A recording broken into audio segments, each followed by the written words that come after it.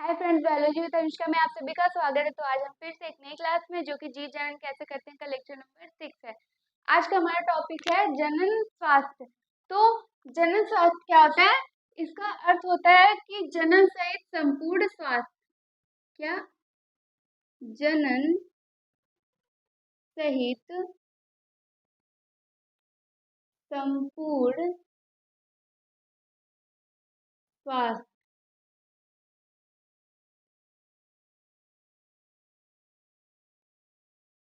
जनन स्वास्थ्य मतलब जनन सहित संपूर्ण स्वास्थ्य, यानी कि जो जनन स्वास्थ्य उस व्यक्ति को हम कहते हैं तो उसका ठीक है जो शारीरिक मानसिक यानी उसे कोई भी तनाव ना हो या फिर शारीरिक रूप से उसे कोई भी चोट ना पहुंची हो और सामाजिक रूप से उसे कोई तनाव ना हो, तो वो उसे हम क्या कहते हैं, उसका जनन स्वास्थ्य उसका ठीक है। तो इसको लिखेंगे कैसे कि क्या होता है कि शारीरिक शारीरिक मानसिक शारीरिक मानसिक एवं सामाजिक रूप से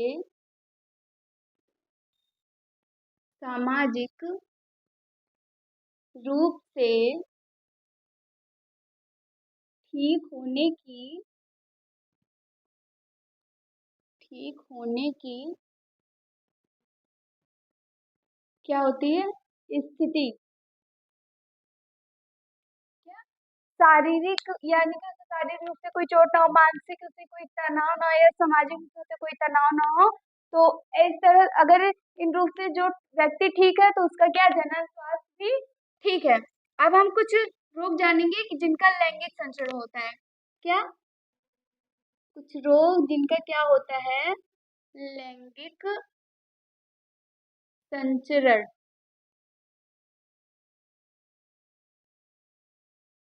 संचरण।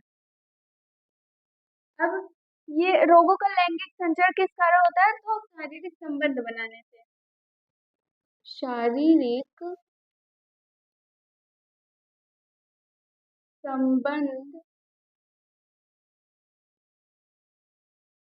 बनाने से। क्या? शारीरिक संबंध बनाने से कुछ रोग का क्या होता है लैंगिक संचरण। और वो रोग कौन कौन से होते हैं? तो दो तरह के होते हैं। एक आता है जीवाणु जनित रोग। जीवाणु जनित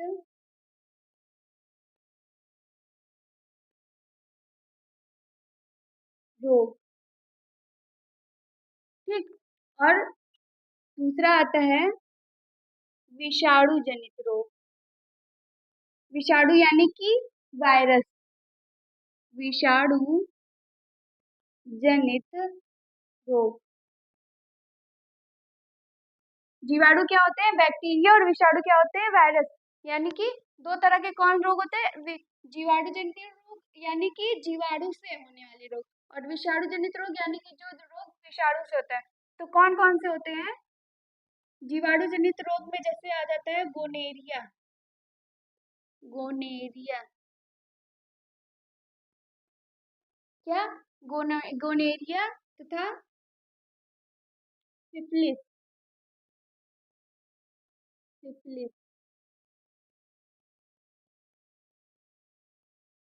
आपके एनसीईआरटी की बुक में यही दो नाम दिया है, जियोर्जिया गोनेरिया तथा सिफिलिस। और जो विषाणु जनित रोग कौन सा दिया है? मस्सा, जिसे इंग्लिश में वार्ड कहते हैं। और दूसरा है HIV एड्स। HIV AIDS. ठीक। HIV एड्स क्या?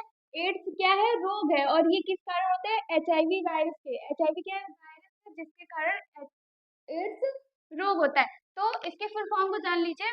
HIV का फुल फॉर्म क्या है? HIV का फुल फॉर्म है ह्यूमन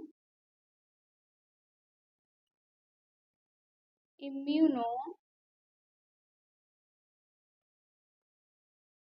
डेफिशिएंसी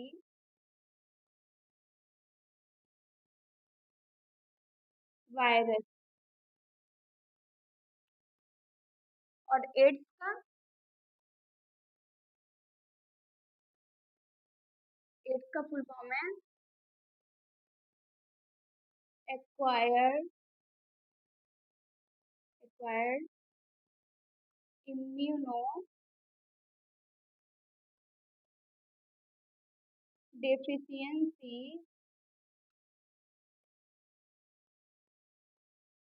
सिंड्रोम।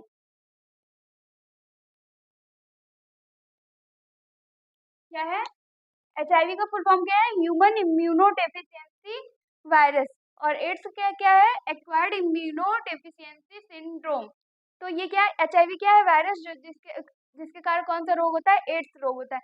अब इन लोगों का क्या होता है? लैंगिक संचरण।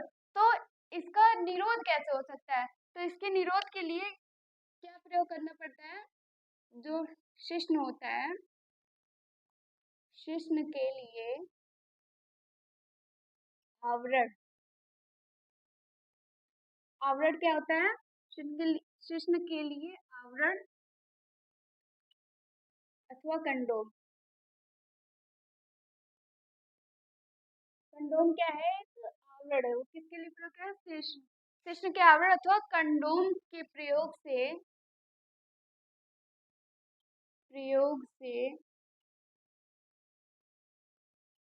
इनमें से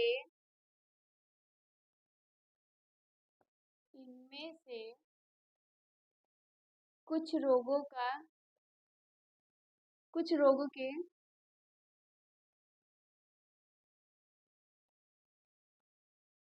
लैंगिक संचरण का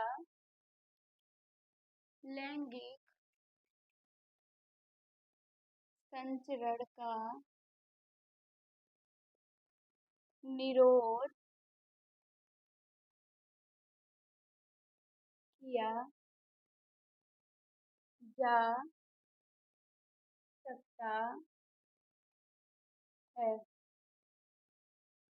क्या इसका निरोध कैसे किया जा सकता है? तो शिश्न के लिए आवरण अथवा कंडोम के प्रयोग से इनमें से कुछ रोगों के लैंगिक संचरण का निरोध किया जा सकता है। तो अब ये हमारा टॉपिक खत्म होता है। अगला हमारा टॉपिक आता है कि गर्भरोधी विधियां आती हैं, तो हम उसे जानेंगे। तो अब हमारा टॉपिक आता है गर्भरोधी विधियां। तो हम इसकी विधियों को जानेंगे। इसकी विधियों को क्यों जानते हैं? यानी कि जिसको गर्भधारण नहीं चाहिए, रोकना होता है, तो उसकी विधियों को इस वजह से हम जानते हैं। तो इसमें पहला विधि आता है यांत्रिक अवरोध।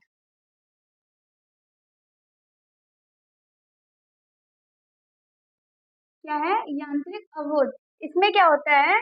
इसमें होता है कि शिश्न के लिए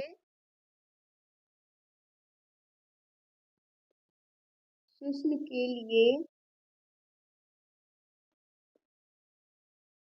आवरण कंडोम या योनि में रखने के लिए रखने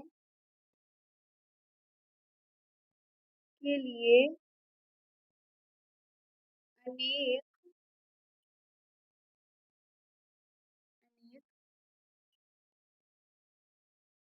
युक्तियों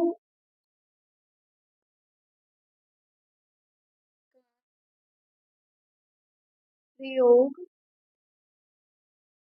किया जाता है। जिससे क्या होता है? जिससे शुक्राणु अंडाणु से जिससे शुक्राणु अंडाणु से नहीं मिल पाता। क्या है? यांत्रिक अवरोध में क्या किया जाता है कि शिश्न के लिए आवरण कंडोम या योनि में रखने के लिए अनेक युक्तियों का प्रयोग किया जाता है, जिससे क्या शुक्राणु अंडाणु से नहीं मिल पाता। अब अगला हमारा आता है, अगला आता है गर्भरोधी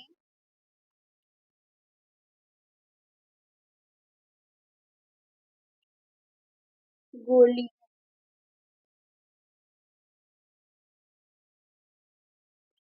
ये क्या करती है? गर्भरोधी गोलियां। तो इनके सेवन से क्या होता है? इनके सेवन से यानी कि इसको खाने से क्या होता है कि जो हार्मोन होता है वो हार्मोन परिवर्तित हो जाता है। इनके सेवन से हार्मोन हार्मोन का संतुलन संतुलन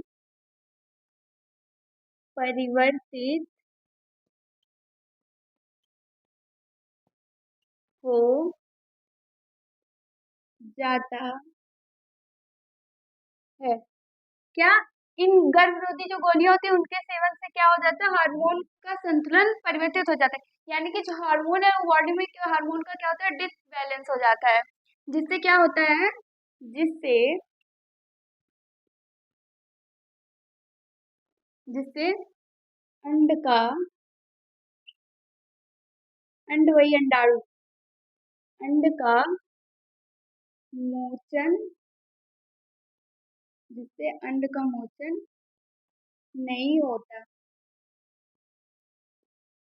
जिससे अंड का मोचन नहीं होता और अतः निषेचन की क्रिया नहीं हो पाती है। अतः निषेचन की क्रिया नहीं हो पाती। क्या होता है? इन गोलियों के सेवन से क्या होता है? जो शरीर है उसमें हार्मोन का क्या हो जाता है? डिसबैलेंस हो जाता है, जिससे क्या अंड का मोचन नहीं हो पाता। अंड का मोचन यानी कि अंड जो है वो निकल नहीं पाता है। अतः क्या, जब अंड नहीं निकलेगा तो निषेचन की क्रिया भी नहीं होगी। अब तीसरी विधि हमारी आती है लूप या कॉपर टी। लूप या कॉपर टी, ये क्या होता है? इसे क्या किया जाता है? इसे गर्भाशय में स्थापित किया जाता है। तो क्या इसे इसे यानी कि कौन? लूप या कॉपर टी को इसे गर्भाशय में गर्भाशय में स्थापित कर स्थापित कर गर्भधारण गर्भधारण को इसे गर्भाशय में स्थापित कर गर्भधारण को रोका जा सकता है। क्या? इसे गर्भाशय में स्थापित कर गर्भधारण को रोका जा सकता है, किसे? लूप या कॉपर टी को। अब हमारा जो चौथी विधि आती है वो आती है शल्य क्रिया। क्या चौथी विधि आती है? शल्य क्रिया तकनीक। शल्य क्रिया तकनीक। शल्य क्रिया का क्या मतलब होता है? शल्य क्रिया यानी कि सर्जरी। तो सर्जरी टेक्निक यानी कि शल्य क्रिया तकनीक। इसका इसमें क्या होता है? ऑपरेशन होता है। तो कैसे होता है कि जो नर का नर के शुक्र वाहिकाओं को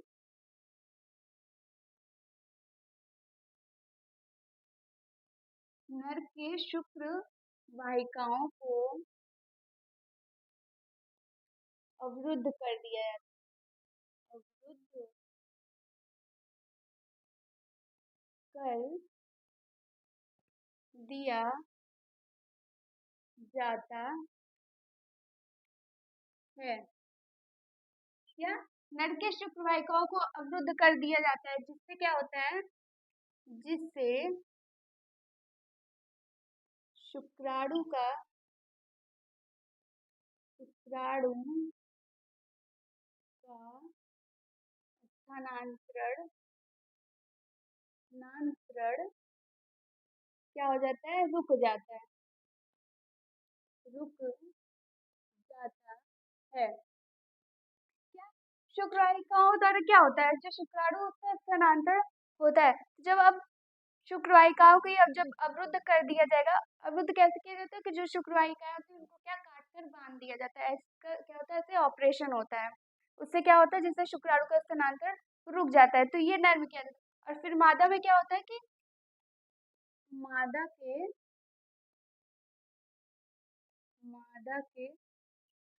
अंडवाहिनी को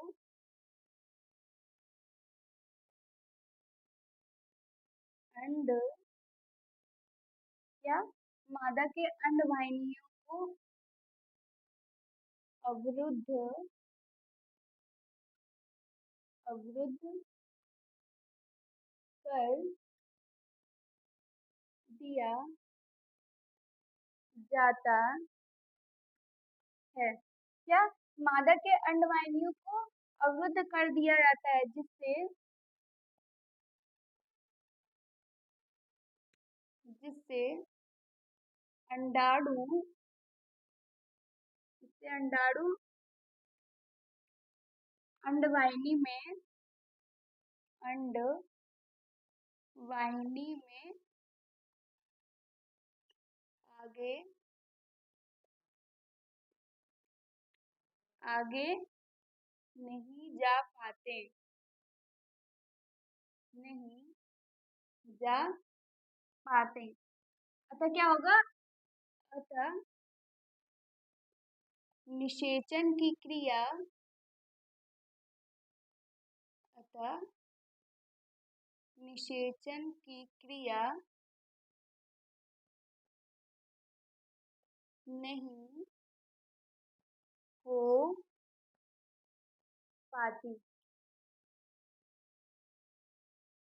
तो चौथा हमारे क्या आता है, शल्य क्रिया तकनीक। इसमें क्या करते हैं जो क्या होता है कि ऑपरेशन होता है, तो नर में क्या होता है, नर यानी कि मेल में जो शुक्र वाहिका उनको अवरुद्ध कर कर क्या किया जाता है, जिससे अवरुद्ध कर दिया जाता है, जिससे क्या शुक्राणु का स्थानांतरण रुक जाता है।